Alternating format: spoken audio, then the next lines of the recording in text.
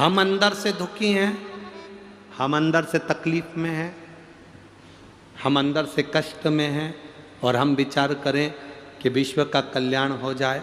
नहीं नहीं, पहले भीतर का सुख, भीतर का आनंद प्रकट होना चाहिए।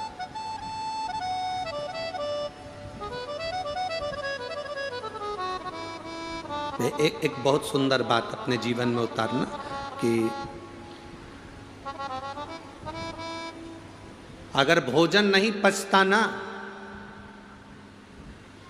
तो बीमार कर देगा। भोजन नहीं पचेगा तो क्या करेगा? बीमार कर देगा। धन, सुख, संपदा भगवान दे दे और वो नहीं पचता। कई लोगों को धन नहीं पचता है, अहंकार आ जाता है, गलत जगह पर जाना चालू कर देते हैं, गलत मार्ग की ओर चले जाते हैं। भोजन नहीं पचता तो बीमार कर देगा। धन, सुख, वैभव आने पर नहीं पचता तो वो पापी कर देगा। पाप कर्म करवाए, गलत काम करवाए।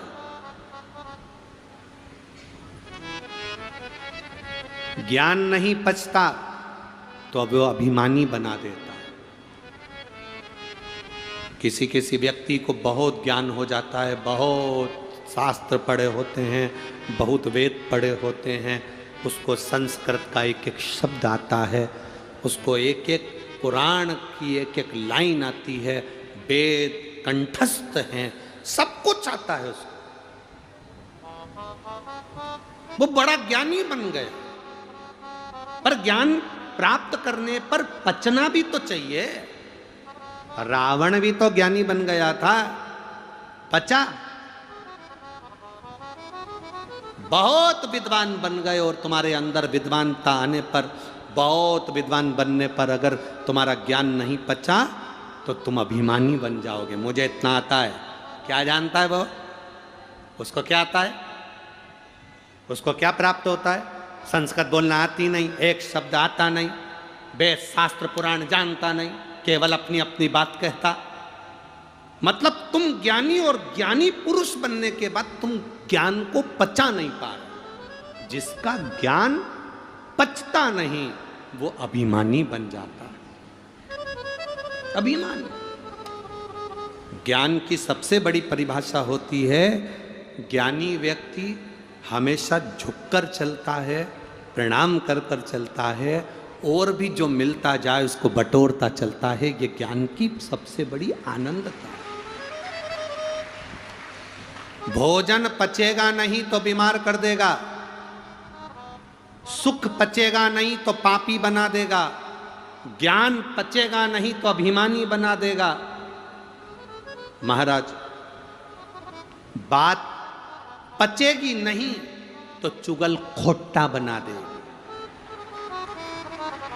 अगर बात नहीं पचेगी, अंदर बात पच नहीं पाएगी तो तुम्हें चुगलखोर बना देगी। तुम्हारे को बात नहीं पची ना, किसी ने कहा, एक पति ने अपनी पत्नी से कहा, देख मेरे को भी यार बहुत जोरदार एक सोने की अंगूठी मिली है, पर तू किसी को बताना मती। अब उसके पेट में तो दर्द हो रहा, पच नहीं रही। वो पानी भरने गई, पड़ोसन ने पूछ लिया, आज तेरे चेहरे पे बड़ी प्रसन्नता दिख रही है, बस बता नहीं सकती। अब ये बोलने की जरूरत है, ये बता नहीं सकती। आखिरी में पड़ोसन ने खोद खोद के पूछ लिया और इसने कह भी दिया, तो किसी से बोलना मती, कथा में गई थी तो सोने की अंगूठी मिली थी।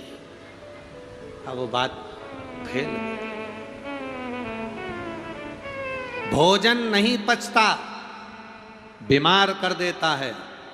सुख, वैभव, सत्ता, धन नहीं पचती तो वो पापी बना देती है। ज्ञान नहीं पचता तो अभिमान बना देता है। बात नहीं पचती तो चुगलखोर बना देता है। और दुख जिंदगी में आया और वो नहीं पचा तो हमें निराशवान बना देता है। दुख को जो पचा गया वो विद्वान श्रेष्ठ बन जाए, अग्रण्य हो जाए। दुख भी पचना चाहिए, दुख भी पचे।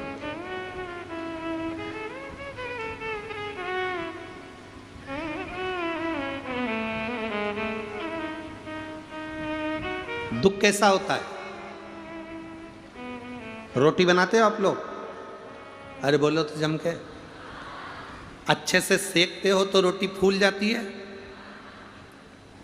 जो फूलता हुआ भाग है वो एकदम पतला पापड़ी सी हो जाती है, और नीचे नीचे की रोटी पापड़ी होती है क्या?